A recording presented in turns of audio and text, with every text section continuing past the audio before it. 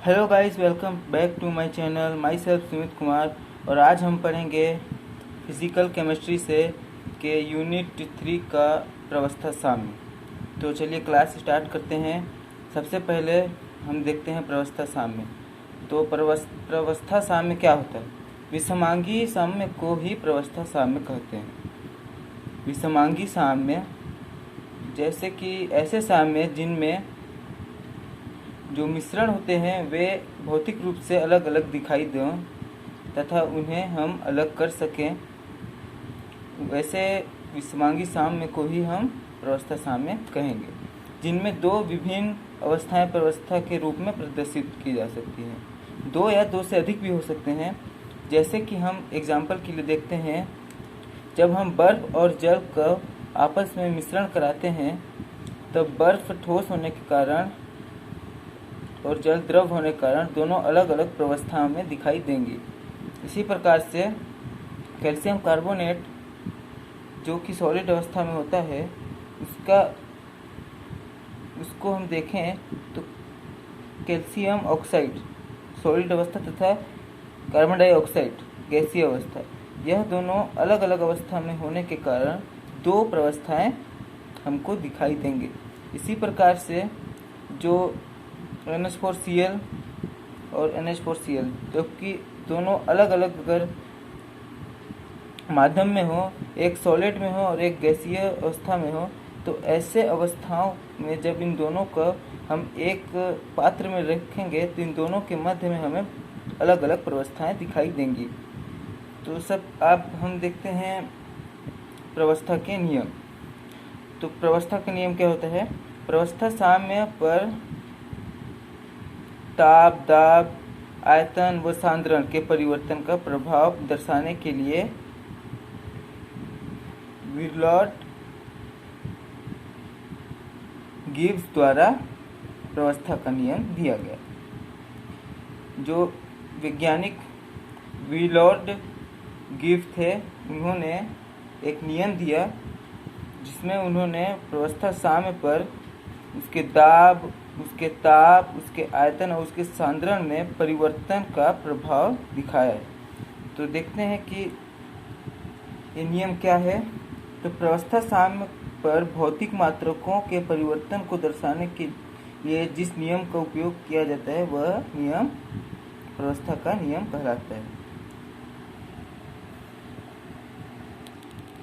वैज्ञानिक गिब्स जी ने एक नियम जो कि सूत्र के रूप में दिया, जो कि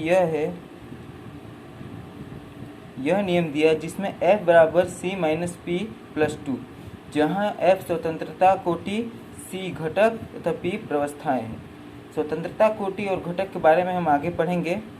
तो जब हम किसी प्रावस्था साम्य का स्वतंत्रता की कोटि निकालते हैं तो उसमें उपस्थित घटक को हम उसमें उपस्थित दिखाई देने वाले जितने भी प्रावस्थाएं होती हैं, प्रावस्थाओं की संख्याओं से हम घटाकर उनमें इसमें 2 प्लस कर देंगे, तो जो हमें प्राप्त होगा वह उसका स्वतंत्रता का कोटि होगा। यह नियम गिब्स ने दिया। अब देखते हैं प्रावस्था क्या होती है। तो विषमांगी साम्य के वे भाग जो भौतिक रूप से सुस्पष्ट तथा यांत्रिक रूप से पृथक्करणीय होते हैं तथा निश्चित सीमा रेखा द्वारा अलग अलग रहते हैं, उन्हें प्रावस्था कहते हैं। जैसे कि जो विषमांगी साम्य होता है, विषमांगी का अर्थ होता है जिस ऐसी मिश्रण जिसमें जो भी भाग लेने वाले अभिकारक हैं वे सुस्पष्ट रूप से भौतिक रूप से हमें दिखाई दें तथा यांत्रिक रूप से उन्हें पृथक्करण कर अलग किया जा सके। तो उदाहरण के रूप में हम देखेंगे, जैसे हम एक पात्र ले लेते हैं और इसमें हम जल मिला देते हैं और इसमें बेंजीन गैस डालते हैं।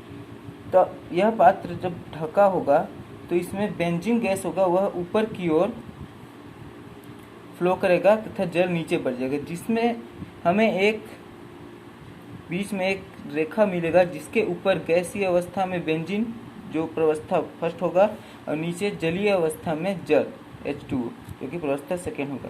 इसी प्रकार अगर हम बेंजीन की जगह में बर्फ के टुकड़े डाल दें तब भी बर्फ के टुकड़े और जल अलग अलग हो जाएंगे, जिससे दोनों के बीच में हमें एक रेखा दिखाई देगी तथा दोनों अलग अलग व्यवस्थाएं बनाएंगी। अब हम देखते हैं कि प्रवस्था का निर्धारण कैसे किया जाता है। तो इसके लिए कुछ नियम हैं। जैसे पहला है, गैसों का मिश्रण एकल प्रवस्था निर्मित कराता है। जैसे गैसों का मिश्रण के रूप में हम जानते हैं वायु होता है, जिसमें अनेक प्रकार के गैस होती हैं।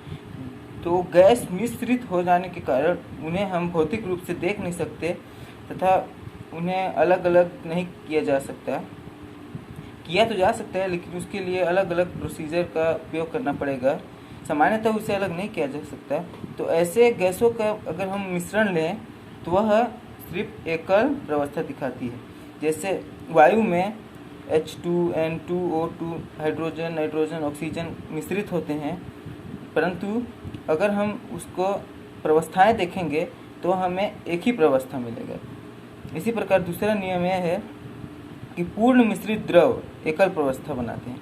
जैसे जब जल में हम जल में एल्कोहल मिला देते हैं तो वह पूर्ण रूप से मिश्रित हो जाते हैं। उसमें से हम एल्कोहल तथा जल को अपने आँखों से हम नहीं बता सकते कि जल कौन सा है और एल्कोहल कौन सा है, अर्थात यह एक पूर्ण मिश्रण युक्त द्रव होगा। जैसे कि जब हम जल में NaCl अर्थात सामान्यतः इसे नमक भी कहा जाता है, जब हम नमक को जल में मिलाते हैं तो वह पूर्ण रूप से घुलकर नमक जो कि सॉलिड अवस्था में होता है और जल लिक्विड में, दोनों घुलकर नमक भी लिक्विड अवस्था में आ जाता है, जिसके कारण हम दोनों में अंतर नहीं पता कर सकते, अर्थात यह एक ही प्रवस्था दिखाएगी। इसी प्रकार तीसरा, सभी विलयन एकल प्रवस्था दर्शाते हैं। ऐसे ग्लूकोज का जलीय विलयन, सोडा वाटर हो गया जिसमें कार्बन डाइऑक्साइड का जलीय विलयन होता है, ऐसे सभी जलीय विलयन भी एकल प्रवस्था प्रदर्शित करते हैं।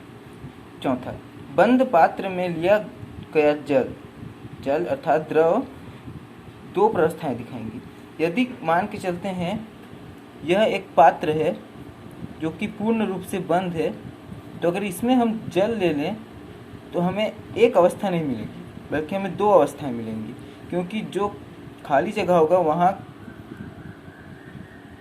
गैस होगा, अर्थात यह हमें दो अवस्थाएं मिलेंगी।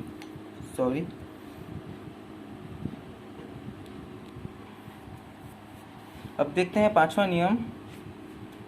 तो पांचवा नियम के अनुसार दो ठोसों का मिश्रण भी विभिन्न प्रवस्थाएं निर्मित करता है। दो या दो से अधिक मिश्रण भी हो सकता है ठोसों का, जैसे कि कॉपर का चूर्ण या गोल्ड का चूर्ण। अगर हम कॉपर और गोल्ड का चूर्ण मिलाएंगे तथा उन्हें एक पात्र में रखेंगे तो हमें सुस्पष्ट रूप से अलग अलग प्रवस्थाएं दिखाई देंगी।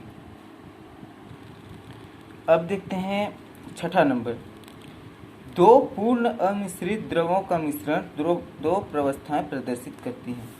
यह जो नियम है यह दूसरे वाले नियम के जस्ट विपरीत है। दूसरे वाले नियम में हमने देखा कि दो पूर्ण मिश्रित द्रवों का मिश्रण, और इसमें हम देखेंगे दो अपूर्ण मिश्रित अर्थात पूर्ण अमिश्रित। जैसे कि केरोसिन और अल्कोहल, जब हम केरोसिन को अल्कोहल में मिलाते हैं तो वह दोनों पूर्ण रूप से मिश्रित नहीं होते हैं और हमें अलग अलग प्रवस्थाएं दिखाई देने को मिलती है। अब हम देखते हैं घटक क्या होते हैं। घटक अर्थात कॉम्पोनेंट, प्रवस्था साम्य के उन न्यूनतम अवयवों की संख्या जो सभी प्रवस्थाओं के संघटन को प्रदर्शित करते हैं, उन्हें घटक कहते हैं। अब हम देखते हैं कि घटक क्या होते हैं, अर्थात प्रवस्था के साम्य में उन न्यूनतम अवयवों, ऐसे छोटे अवयव जो कि संख्याओं में प्रवस्था के संघटन को प्रदर्शित करते हैं। जो प्रवस्थाओं में कितने अवयव लिए गए हैं उसको प्रदर्शित करने वाले जो न्यूनतम छोटे पदार्थ होंगे वे घटक कहलाएंगे। तो घटक को निकालने का एक सूत्र होता है C बराबर, C यहाँ घटक हो गया n माइनस ई, जहाँ n कुल जितने घटक दिए हैं उनकी संख्या तथा ई साम्यों की संख्या कि उनमें कितने साम्य दिखाई दे रहे हैं। जैसे कि हम उदाहरण के द्वारा समझेंगे। पहला वाष्पन साम्य। तो वाष्पन साम्य में द्रव अवस्था और वाष्प अवस्था दो अवस्थाएं होती हैं, तो प्रवस्था भी दो होंगी। तो दिए गए दो घटकों में हम देखते हैं कि इसमें मुख्य घटक कितने होंगे। तो सूत्र द्वारा हम देखेंगे कि यहाँ प्रवस्थाएं दो हैं, अर्थात घटकों की कुल संख्या दो है, एक द्रव है एक वाष्प है, दो माइनस साम्यों की संख्या। इसमें सिर्फ एक बार साम्य हो रहा है, अर्थात साम्यों की संख्या एक होगी, जिससे हमें घटक के रूप में एक घटक प्राप्त होगा। इसी प्रकार जल का त्रिक बिंदु देखेंगे, जिसमें जल का तीनों रूप दिखाई देते हैं, ठोस द्रव वाष्प। इसमें जो मुख्य घटक तीन होते हैं तथा साम्य दो बार साम्य अवस्था दिखाई दे रहा है, अर्थात साम्य की संख्या दो होगी। और जब हम मुख्य घटक तीन में दो को घटाएंगे तो हमें एक घटक प्राप्त होगा।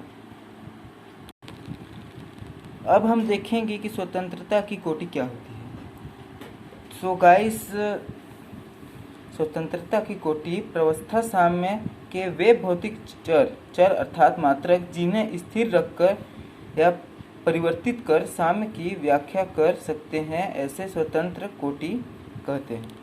जैसे स्वतंत्र कोटि F बराबर स्वतंत्र कोटि बराबर स्थिर चरों की संख्या।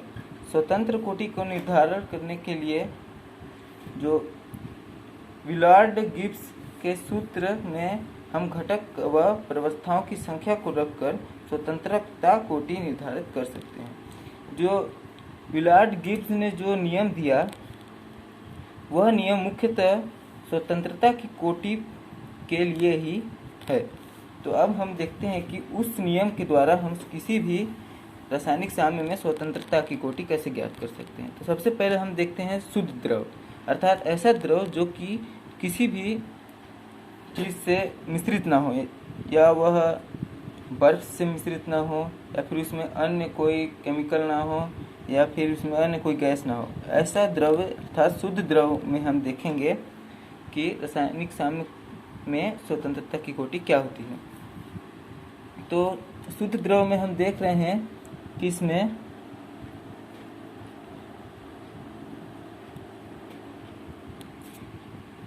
P बराबर 1 तथा C बराबर 1, अर्थात प्रवस्था इसमें एक ही प्रवस्था दिखाई देगी क्योंकि यह एकदम शुद्ध है, तथा इसमें घटक भी एक ही होंगे जो कि H2O होगा।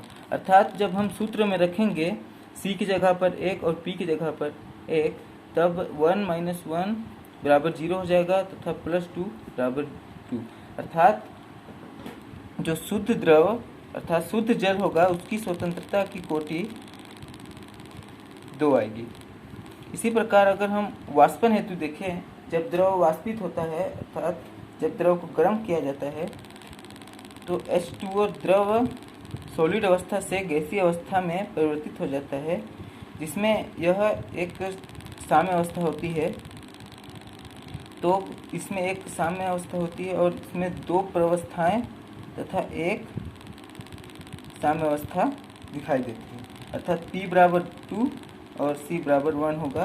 तब हम सूत्र में यदि रखें तो हमें F बराबर C माइनस P प्लस 2 बराबर 1, अर्थात इसकी स्वतंत्रता कोटि हमें 1 प्राप्त होगी। सो आज के लिए इतना ही, आज का क्लास खत्म होता है। अब हम मिलते हैं अगले क्लास में। Thank you.